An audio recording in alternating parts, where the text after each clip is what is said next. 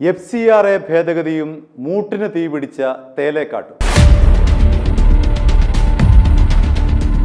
FCRA ഭേദഗതിയുമായി ബന്ധപ്പെട്ട് ഓരോ ദിവസവും ഓരോ പാതിരിമാർ വന്ന് മാധ്യമങ്ങൾക്ക് മുന്നിൽ അടിസ്ഥാനരഹിതമായിട്ടുള്ള ആരോപണങ്ങളാണ് ഉന്നയിക്കുന്നത്. ഇന്ന് വന്നിരിക്കുന്നത് സീറോ മലബാർ സഭയുടെ മുൻ വക്താവായിട്ടുള്ള പോൾ തേലേക്കാട്ടാണ്. എന്ത് മണ്ടത്തരങ്ങളാണ് അദ്ദേഹം പറയുന്നത്? എന്താണ് പ്രശ്നം? ഈ ഭേദഗതിയുമായി ബന്ധപ്പെട്ട് അദ്ദേഹം പറയുന്നത് ഞങ്ങളുടെ ആരാധനാലയങ്ങൾ പിടിച്ചെടുക്കാനുള്ള ശ്രമം, അതേപോലെ ഞങ്ങളുടെ ആശുപത്രികൾ, ഞങ്ങളുടെ അനാഥാലയങ്ങൾ, ഇതെല്ലാം തന്നെ ഹിന്ദുത്വ ശക്തികൾ കയ്യേറാനുള്ള ശ്രമം, ഇതിന് കൂട്ടുനിൽക്കുന്ന കുറേ മാധ്യമങ്ങളും. ഈ FCRA പല രൂപതകളുടെയും പെർമിറ്റ് ക്യാൻസലാക്കിയിട്ടുണ്ട്. അത് റിന്യൂ ചെയ്യുന്നുമില്ല. എന്തുകൊണ്ട് ചെയ്യുന്നില്ല എന്ന ചോദ്യം ചോദിക്കാൻ പോലും അവസരമില്ല. ഇത് ഒരു ഹിന്ദുത്വ ഐഡിയോളജി അടിച്ചേൽപ്പിക്കുന്ന ഒരു സമീപനമായിട്ടാണ് കാണുന്നത്. ഇവിടെ നമ്മൾ ഓർക്കേണ്ടത്, ക്രൈസ്തവ സ്ഥാപനങ്ങൾ പലപ്പോഴും വിദ്യാഭ്യാസ സ്ഥാപനങ്ങൾ, ആയിരക്കണക്കിന് സ്കൂളുകളും കോളേജുകളും യൂണിവേഴ്സിറ്റികളും ഹോസ്പിറ്റലുകളും ആതുരാലയങ്ങളും സഭ നടത്തുന്നുണ്ട്. ഒരു സംശയമില്ല. ഈ നടത്തുന്നതെല്ലാം രാജ്യദ്രോഹ കുറ്റമാണോ? അത് ഗൗരവമായി ചിന്തിക്കേണ്ടതാണ്. രാജ്യത്തെ വികസിപ്പിക്കാനും ആളുകളെ പഠിപ്പിക്കാനും ആളുകൾക്ക് വൈദ്യസഹായം നൽകാനും നൽകുന്ന ഈ സേവനത്തെ എങ്ങനെയാണ് ഇവർ കാണുന്നത്? ന്യൂനപക്ഷങ്ങളാണ് നടത്തുന്നതുകൊണ്ട് ഒരു രാഷ്ട്രത്തിന് വിരുദ്ധരാണോ? നമ്മൾ ഗൗരവമായി ചിന്തിക്കേണ്ട, ജനങ്ങൾ ചിന്തിക്കേണ്ട ഒരു ഗൗരവമായ പ്രശ്നം ഇത് അന്തർലീനമാണ്. ഈ കാഴ്ചപ്പാട് ഹിന്ദു RSSകാർക്ക് എല്ലാ അംഗീകാരങ്ങളും അവസരങ്ങളും എല്ലാം ചെയ്തു കൊടുക്കുന്നുണ്ട്. ഞാൻ അതിനെക്കുറിച്ച് ഒന്നും ഞാൻ പറയാൻ ആഗ്രഹിക്കുന്നത്. പക്ഷേ എന്തുകൊണ്ട് ക്രൈസ്തവരും ന്യൂനപക്ഷങ്ങളോടും ഇത്രമാത്രം വിവേചനപരമായിട്ട്, ഇത്രമാത്രം ക്രൂരമായിട്ട് ഇത്തരം നടപടികളെ കാണുന്നു? അതിൻ്റെ ആ സ്ഥാപനങ്ങൾ ഇവർ പണം പറ്റുന്ന സ്ഥാപനങ്ങൾ ഗവൺമെൻറ് ഏറ്റെടുക്കാനുള്ള വ്യവസ്ഥകൾ പോലും ഇതാണ്. അങ്ങനെ സ്ഥാപനങ്ങൾ കയ്യേറാനും സ്വന്തമാക്കാനും ഗവൺമെൻറ് എല്ലാം ഏറ്റെടുത്ത് സഭയെ ഇവിടുന്ന് ഇല്ലാതെയാക്കാനുമുള്ള ഒരു പരിപാടിയുടെ ആരംഭമായിട്ടാണ് ഞാനിതിനെ കാണുന്നുള്ളൂ. അല്ലെങ്കിൽ എന്തുകൊണ്ടാണ്, എന്ത് വിധ്വംസക പ്രവർത്തനമാണ് ക്രൈസ്തവർ കേരളത്തിലും ഇന്ത്യയിലും നടത്തിയിട്ടുള്ളത്? ആദിവാസികളെയും ഹരിജനങ്ങളെയും ഒക്കെ പഠിപ്പിക്കാൻ മുന്നോട്ട് വന്നു എന്നുള്ളതാണോ ഇവിടുത്തെ ഏറ്റവും വലിയ പ്രശ്നം? അത് ഗൗരവമായി കാണേണ്ടതാണ്. അങ്ങനെയുള്ള ഒരു പ്രവർത്തനങ്ങളെ ഇവിടെ അംഗീകരിക്കില്ല, ആദരിക്കില്ല, അതിനെല്ലാം ചവിട്ടിത്താഴ്ത്തി ഇല്ലാതെയാക്കും എന്ന വാശി ഹിന്ദുത്വ ഐഡിയോളജി ഉള്ളവർക്കുണ്ട്.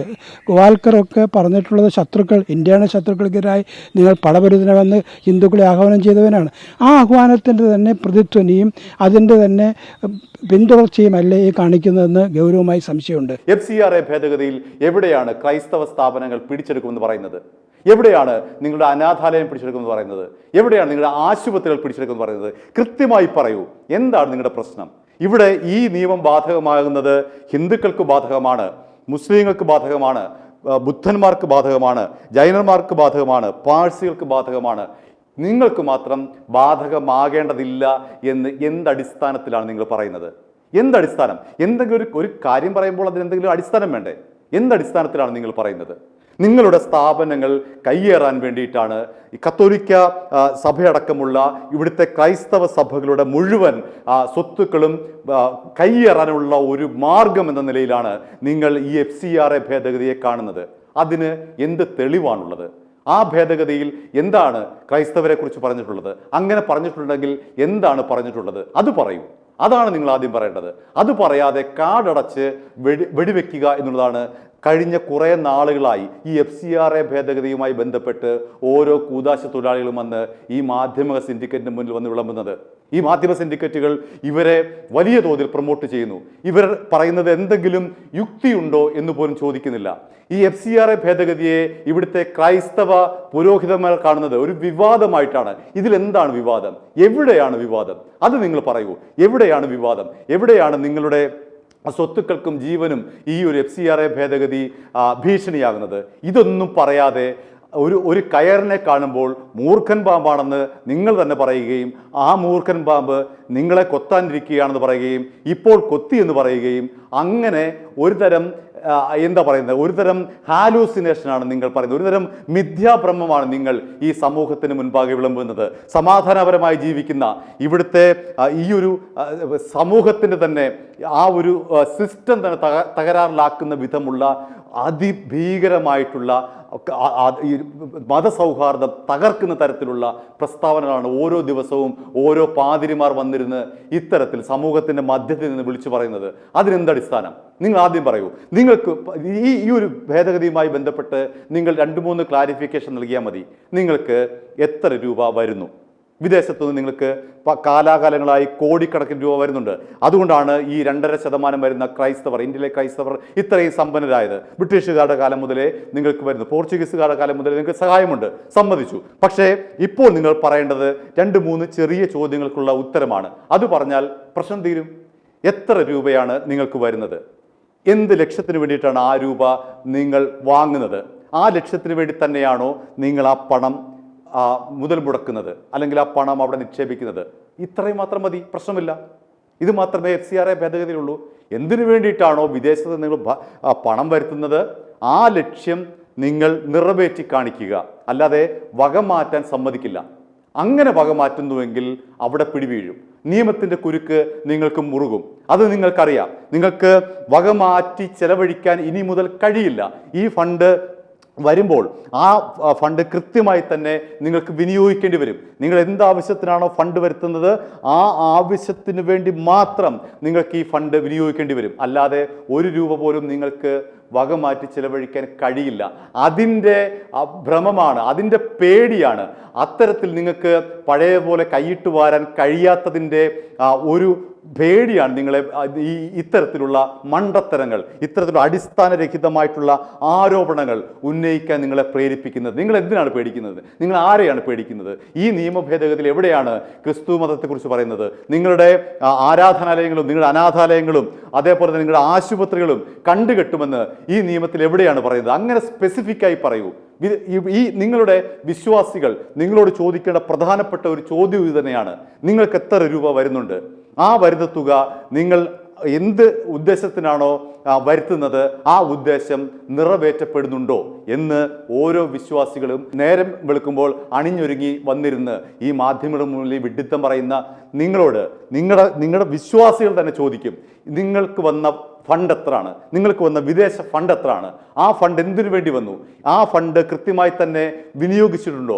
ആ ഫണ്ട് എന്ത് ലക്ഷ്യത്തിന് വേണ്ടിയിട്ടാണ് വന്നതെങ്കിൽ ആ ലക്ഷ്യം എവിടെ? ആ ലക്ഷ്യം സാക്ഷാത്കരിച്ചിട്ടുണ്ടോ എന്ന് ചോദിക്കേണ്ടത് നിങ്ങളുടെ വിശ്വാസികൾ കൂടിയാണ്. അതുകൊണ്ട് ഇത് സമൂഹത്തിൻ്റെ മാത്രം പ്രശ്നമല്ല, ക്രൈസ്തവരായിട്ടുള്ള വിശ്വാസികളുടെ കൂടി പ്രശ്നമാണ്. ഇത്തരത്തിൽ അരക്ഷിതാവസ്ഥയും ഭയവും ഉണ്ടാക്കിക്കൊണ്ട് ഞങ്ങൾക്ക് ഈ രാജ്യത്തെ നിയമമൊന്നും ബാധകമാകേണ്ടതില്ല, ഞങ്ങളെ നിങ്ങൾ നിയമം അടിച്ചേൽപ്പിക്കേണ്ടതില്ല, ഞങ്ങൾക്ക് ഇന്ത്യയിലെ നിയമത്തിന് അപ്പുറത്താണ് ഞങ്ങൾ എന്നൊക്കെ കരുതുന്നത് എന്തും മണ്ടത്തരമാണ്.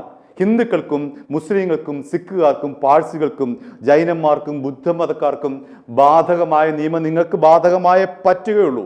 എന്തെല്ലാം വിളിച്ചു പറഞ്ഞാലും എന്തെല്ലാം തരത്തിലെ ഗൂഢാലോചന നടത്തിയാലും നിങ്ങൾക്ക് ഇത് അനുസരിച്ചേ പറ്റുകയുള്ളൂ.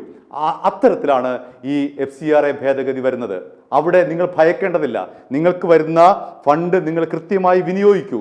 സർക്കാർ ചോദിക്കുമ്പോൾ ആ കണക്കുകൾ കാണിച്ചു കൊടുക്കൂ, ധൈര്യസമേതം കാണിച്ചു കൊടുക്കൂ, നെഞ്ചുറപ്പോടുകൂടി കാണിച്ചു കൊടുക്കൂ, ഭയപ്പെടാതെ കാണിച്ചു കൊടുക്കൂ. അല്ലാതെ ഇത്തരത്തിൽ ഈ ഓലപ്പാമ്പിനെ കാണിച്ചിട്ട് ഞങ്ങളെ ഇതെല്ലാവരും കൊല്ലാൻ വരുന്നേ, ഞങ്ങളിതേ RSSകാരും BJPക്കാരും പിന്നെ മോദി സർക്കാരും അമിത്ഷായും കൂടെ ചേർന്ന് ഞങ്ങളുടെ ആശുപത്രി ഏറ്റെടുക്കാൻ വരുന്നേ, ഞങ്ങളുടെ വിദ്യാലയങ്ങളെ കൊണ്ടുപോകുന്നേ, ഞങ്ങളുടെ അനാഥാലയം കൊണ്ടുപോകുന്നേ, ഞങ്ങളുടെ സ്വത്തുക്കൾ കൊണ്ടുപോകുന്നേ, ഇങ്ങനെ കിടന്ന് വിളറി പിടിക്കാതെ അച്ചു മര്യാദയ്ക്ക് കാര്യങ്ങളെ മനസ്സിലാക്കി ആ കാര്യം നിങ്ങൾക്ക് മനസ്സിലാകാഞ്ഞിട്ടില്ല, അത് നമുക്ക് കൃത്യമായിട്ട് അറിയാം. നിങ്ങൾക്കിതെല്ലാം അറിയാം. പക്ഷേ നിങ്ങൾക്ക് പഴയതുപോലെ ഈ വരുന്ന ഫണ്ടിനെ വകമാറ്റാൻ ഇനി പറ്റില്ല എന്നുള്ള ഭയമാണ് ഓരോ ദിവസവും ഇത്തരത്തിൽ ഓരോ വേഷം കെട്ടി വന്നിട്ട് ഈ മാധ്യമങ്ങളുടെ മുന്നിൽ വിളിച്ചു പറയുന്നത്. സമാധാനപരമായി ജീവിക്കുന്ന ഒരു സമൂഹമാണ്. അവിടെ ഇത്തരത്തിൽ നിങ്ങളുടെ അജണ്ട അടിച്ചേൽപ്പിക്കരുത്. നിങ്ങൾ സത്യം പറയണം. നിങ്ങൾക്ക് സത്യം പറഞ്ഞാൽ മതിയാവുകയുള്ളൂ. ഈ FCRA ഫണ്ടിൽ എവിടെയാണ് ക്രിസ്ത്യൻ സ്ഥാപനങ്ങൾ ഏറ്റെടുക്കുമെന്ന് പറയുന്നത്? എവിടെയാണ് നിങ്ങളുടെ അനാഥാലയം ഏറ്റെടുക്കുമെന്ന് പറയുന്നത്? അതുകൊണ്ട് ഇത്തരത്തിൽ പാവപ്പെട്ട വിശ്വാസികളെയും ഇവിടുത്തെ പൊതുസമൂഹത്തെയും നിങ്ങൾ തെറ്റിദ്ധരിപ്പിക്കാൻ നോക്കുകയാണ്. നിങ്ങൾക്കിതറിയാം, ഇതിൽ യാതൊരു പ്രശ്നവുമില്ലെന്ന് നിങ്ങൾക്കറിയാം. പക്ഷേ പ്രശ്നമുള്ളത് എവിടെയാണ്? ഈ ഫണ്ട് നിങ്ങൾക്ക് തോന്നിയതുപോലെ നിങ്ങളുടെ ആഡംബരത്തിനും സുഖ സൗകര്യങ്ങൾക്കും വേണ്ടി നിങ്ങൾ വകമാറ്റുമ്പോഴാണ് നിങ്ങൾക്ക് പിടിവീഴുന്നത്. അങ്ങനെ പിടിവീഴുമെന്ന് നിങ്ങൾക്കറിയാം. അതുകൊണ്ടാണ് ഈ കടന്ന് കാണിക്കുന്ന കോപ്രായങ്ങളും വെപ്രാളങ്ങളും. i2i News, an eye for truth. i2i News subscribe ചെയ്തിട്ടില്ലാത്തവർ ഇപ്പോൾ തന്നെ സബ്സ്ക്രൈബ് ചെയ്യുക. നോട്ടിഫിക്കേഷൻ ലഭിക്കുവാൻ ബെൽ ബട്ടണും അമർത്തുക.